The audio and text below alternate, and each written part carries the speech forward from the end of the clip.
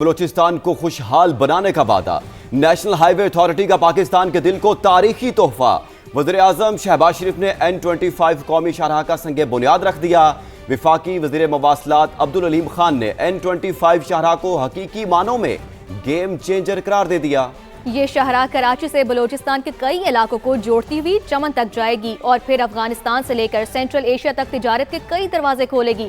روزگار کے ان گنت مواقع لاکھوں افراد کی زندگیاں بدل دیں گے۔ پاکستان کا دل بلوچستان، نیشنل ہائی وے اتھارٹی کا بلوچستان کے لیے تاریخی تحفہ۔ N25 شاہراہ کراچی تا چمن، ترقی اسی شاہراہ پر سفر کرے گی۔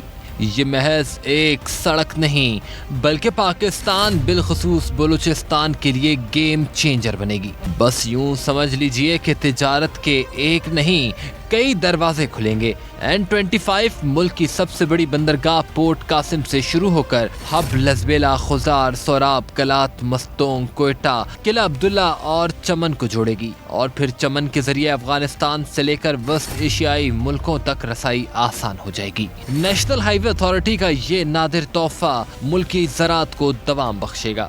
813 کلومیٹر طویل N25 شاہراہ پہلے سنگل روڈ تھی، اب دو طرفہ سڑک بنے گی۔ دیر آئے درست آئے، زیادہ انتظار نہیں، بس 2 سال اور۔ N25 شاہراہ 24 ماہ میں مکمل ہوتے ہی روزگار کے ان گنت مواقع پیدا کرنا شروع کر دے گی۔ کراچی تا چمن سڑک دسمبر 2027 سے پہلے مکمل کرنے کا ہدف۔ یہ شاہراہ کراچی کو چمن کے ذریعے افغانستان اور وسط ایشیا سے جوڑے گی۔ منصوبے پر 400 ارب روپے لاگت آئے گی۔ وفاقی وزیر مواصلات عبدالعلیم خان نے منصوبے کو بلوچستان کے عوام کے لیے گیم چینجر قرار دیا۔ تقریب سے خطاب میں کہا، بلوچستان کے دور دراز علاقوں کو قومی نیٹ ورک سے جوڑنا وفاق کی پالیسی ہے۔ اسی ویژن کے تحت بلوچستان ترقی کر سکتا ہے۔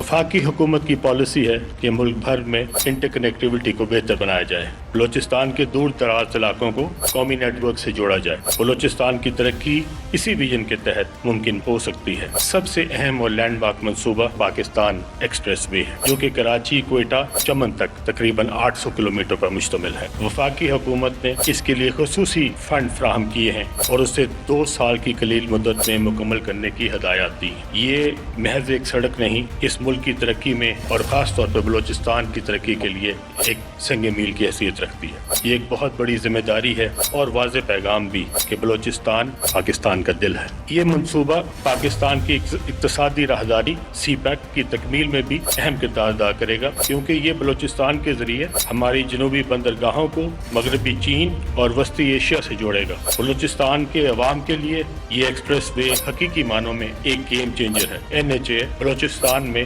735 ارب روپے کے منصوبوں پر اس وقت کام کر رہا ہے۔ شاہراہ بلوچستان کی تعمیر پر بات کر لیتے ہیں۔ دفاعی تجزیہ کار کرنل ریٹائرڈ عابد لطیف صاحب ہمارے ساتھ موجود ہوں گے۔ اس کے علاوہ سید محمد علی صاحب ہمارے ساتھ موجود ہوں گے اور رکن بلوچستان اسمبلی فرح عظیم شاہ صاحبہ ہمارے ساتھ موجود ہوں گی۔ سب سے پہلے رخ کر لیتے ہیں عابد صاحب، آپ کی طرف آؤں گا۔ بہت شکریہ سما کو وقت دینے کا۔ عابد صاحب بتائیے گا، N25 کی تعمیر بلوچستان کے لیے گیم چینجر ثابت ہو رہی ہے، کیا کہیں گے آپ اس پر؟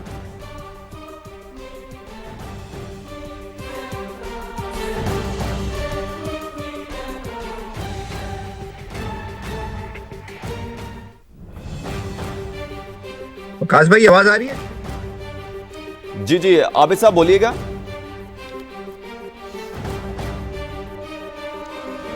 فرح عظیم شاہ صاحبہ بھی ہمارے ساتھ موجود ہیں، رکن بلوچستان اسمبلی، ان سے بات کر لیتے ہیں۔ فرح صاحبہ، آپ کس طرح دیکھ رہی ہیں بلوچستان کی عوام کے لیے، بلوچستان کے لیے N25 گیم چینجر ثابت ہوگا؟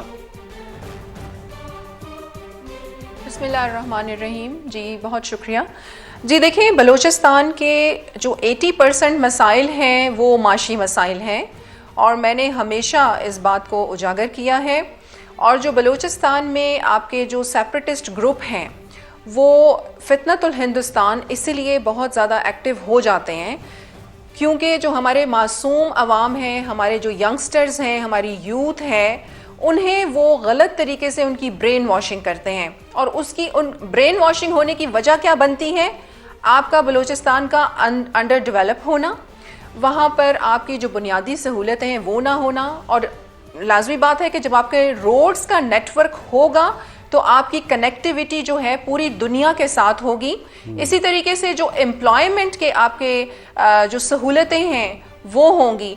यहाँ मैं आपको बताऊं कि देखें, बलूचिस्तान के हवाले से अगर हम बात कर रहे हैं, अभी हमने PIA की भी जो है प्राइवेटाइजेशन कर दी है। एक अरसा ऐसा था कि जब पसनी, गवादर और माड़ा में PIA की फ़्लाइट्स जाया करती थीं, 100 के करीब जो थे वहाँ के स्टेशंस पे हमारे जो लोकल लोग थे उनको एम्प्लॉयमेंट मिली हुई थी। फिर ये किसी वजह से वहाँ पर PIA की फ़्लाइट्स बंद हो गई, वो लोग बेरोज़गार हो गए। तो जब लोग बेरोज़गार होंगे, उनके पास कुछ करने को नहीं होगा, फाइनेंशियल मसाइल होंगे, तो उन्होंने नेगेटिव एक्टिविटीज़ का हिस्सा बनना है और इन चीज़ों से आपको पता है दुश्मन फ़ायदा उठाते हैं। तो इसीलिए इस बार गवर्नमेंट की तरफ से इस बात को प्रायोरिटाइज किया गया है। हमारे जो कोर ऑफिस का मैं ज़रूर जिक्र करती हूँ अपने हर इंटरव्यू में, क्योंकि वो बहुत ज़्यादा एक्टिव हैं और गवर्नमेंट और कोर ऑफिस मिलके जो वहाँ पर तरक्याती अमल है उसको तेज़ तरीन किया है। और हम शुक्रिया अदा करते हैं मैं समझती हूँ कि वज़ीर आज़म एक विजनरी लीडर हैं और वो जब भी कोई भी ओहदा संभालते हैं, मैं समझती हूँ कि तरक्की की जो राहें हैं उनको हमवार करते हैं। और जिस तरह आपने देखा कि कल भी वो कोयटा में मौजूद थे, तो हम समझते हैं कि ये कनेक्टिविटी जो है बलूचिस्तान के लोगों की मुख्तलिफ ममालिक के साथ, मुख्तलिफ एरियाज़ के साथ, उनका जो एक हमेशा से एक बयानिया होता है कि उन्हें निगलेक्ट किया गया है, वो भी ख़त्म होगा। और एम्प्लॉयमेंट जब आएगी तो खुशहाली आएगी, तो लोग खुद ब खुद जो हैं हेल्दी और पॉजिटिव एक्टिविटीज़ में इन्वॉल्व होंगे और दुश्मन का जो बयानिया है और दुश्मन के जो वहाँ पर इन्वॉल्वमेंट है वो भी कमज़ोर पड़ेगी। बिल्कुल फराह साहिबा, बिल्कुल दुरुस्त कह रही हैं आप, हमारे साथ ही रहिएगा। इसी मौजू पर बात करने के लिए हमारे साथ मौजूद हैं दिफाई तज्ज़ियाकार सैयद मोहम्मद अली। सर, बहुत शुक्रिया हमें अपना कीमती वक्त देने का और उनसे तज्ज़िया हासिल करते हैं। ये बताइएगा मोहम्मद अली साहब कि कराची से चमन तक ये बनने वाली मोटरवे अफगानिस्तान से लेकर सेंट्रल एशिया तक तिजारत के दरवाजे खुलेंगे इससे, और मौशी सरगर्मियों में इसमें इजाफे में आप क्या कहेंगे? देखिए, मैं समझता हूँ सबसे इसमें खुश आइंद और मुस्बत पहलू ये है कि इसमें सबक ये है कि जनाब हमारी वफाकी हुकूमत, हमारी सूबाई हुकूमत और रियासती इदारे जब मिलकर किसी भी सूबे में काम करते हैं तो कितने भी बड़े चैलेंजेस सिक्योरिटी के क्यों ना हो, बैड गवर्नेंस के क्यों ना हो या गुर्बत के क्यों ना हो, उनको वो कामयाबी से अपॉर्चुनिटी में बदल सकते हैं।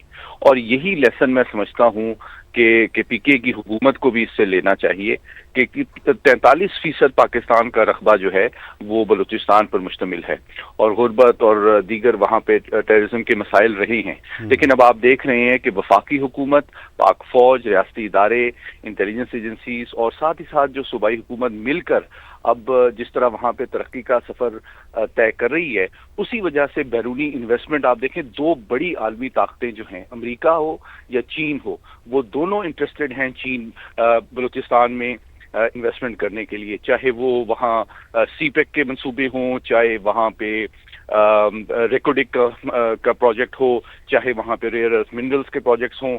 और फिर अब ये जो शाहरा डेवलप की जा रही है, मैं समझता हूँ न सिर्फ बलूचिस्तान बल्कि इंशाल्लाह अगर अफगानिस्तान स्टेबलाइज होता है तो बलूचिस्तान को ये सेंट्रल एशिया से भी लिंक करेगी और यहाँ के लोगों के लिए बैरून मुल्क भी तिजारत के बहुत रोशन मुस्तकबिल में मौके पैदा होंगे, जिससे इनके मेयार ज़िंदगी में एक नुमाया तब्दीली भी आएगी और इसके ज़रिए से जो मुल्क दुश्मन अनासर हमारी नौजवान नस्ल को गुमराह करने की कोशिश कर रहे हैं, हमारे बच्चों को दहशतगर्दी की तरफ माइल करने की कोशिश कर रहे हैं, उनको नाउमीद करना चाहते हैं, उनके लिए भी एक रोशन मुस्तकबिल उनका इंतज़ार कर रहा है। इन मंसूबों के नतीजे में उनके लिए बस ज़रूरी ये है कि दुश्मन के बयानिए में ना आएँ और तालीम पर फोकस करें और वो हुनर हासिल करें जिसके ज़रिए वो इन इन्वेस्टमेंट से, इन डेवलपमेंट के प्रोजेक्ट से फ़ायदा भी उठा सकें और आने वाला मुस्तकबिल इंशाल्लाह बहुत रोशन और ताबनाक होगा बलूचिस्तान के तमाम लोगों के लिए। बिल्कुल, बलूचिस्तान के अवाम के लिए आने वाला मुस्तकबिल रोशन होगा। आबिद साहब भी हमारे साथ मौजूद हैं, साथ ही रहिएगा मोहम्मद अली साहब। आबिद साहब, आप कहिएगा N25 की तामीर बलूचिस्तान के लिए गेम चेंजर साबित हो रही है, क्या कहेंगे? محسن نقوی نے غیر قانونی امیگریشن اور انسانی اسمگلنگ کے خلاف کارروائیاں تیز کرنے کی ہدایت کر دی ہے۔ وزیر داخلہ نے پیشہ ور بھکاری مافیا کے خلاف بھی سخت کریک ڈاؤن کا حکم دیا ہے۔ اسلام آباد میں وفاقی وزیر داخلہ محسن نقوی کی زیر صدارت اجلاس میں FIA امیگریشن ونگ کی کارکردگی کا تفصیلی جائزہ لیا گیا۔ اجلاس میں غیر قانونی امیگریشن، انسانی اسمگلنگ اور پیشہ ور بھکاری مافیا کے خلاف جاری مہم پر غور کیا گیا۔ وزیر داخلہ نے غیر قانونی امیگریشن میں ملوث مافیا کے خلاف بلا امتیاز کارروائیاں جاری رکھنے اور انسانی اسمگلنگ میں ملوث عناصر کو کوئی رعایت نہ دینے کی ہدایت کی۔ محسن نقوی نے کہا کہ پاکستان کے نام پر کسی صورت حرف نہیں آنے کی اجازت نہیں دی جا سکتی۔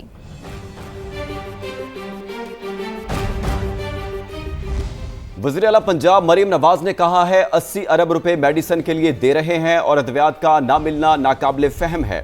اب عوام کا پیسہ اور وقت ضائع نہیں ہوگا، نااہل اور کام چوروں کو گھر جانا ہوگا۔ وزیر اعلیٰ مریم نواز کی زیر صدارت اجلاس میں صحت کے منصوبوں کی پیش رفت کا جائزہ لیا گیا۔ مریم نواز نے سرکاری اسپتالوں کے لیے نئی اور جدید ادویات کی فہرست مرتب کرنے اور کمیٹی بنانے کا حکم دیا۔ دوران ڈیوٹی ڈاکٹرز اور نرسوں کے موبائل استعمال پر پابندی پر اتفاق کیا گیا۔